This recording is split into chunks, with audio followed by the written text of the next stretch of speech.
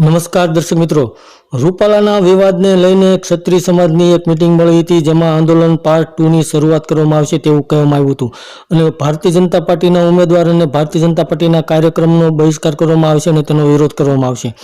જે હાલમાં પણ ભારતીય જનતા પાર્ટીના મોટા નેતાઓના વિરોધ થઈ રહ્યા છે। ભારતીય જનતા પાર્ટીના કોઈ પણ કાર્યક્રમ હોય તેમાં ક્ષત્રિય સમાજ દ્વારા વિરોધ પ્રદર્શન થઈ રહ્યા છે, જેને લઈને હાલમાં ગુજરાત ભારતીય જનતા પાર્ટીના અધ્યક્ષ સી.આર. પાટીલની મુશ્કેલીમાં પણ વધારો થઈ રહ્યો છે, કારણ કે ભારતીય જનતા પાર્ટી 26 સીટો જીતવાનો દાવો કરે છે અને હાલમાં જ તે ક્ષત્રિય સમાજ ભારતીય જનતા પાર્ટીનો ખૂબ જ મોટા પ્રમાણમાં વિરોધ કરી રહ્યો છે।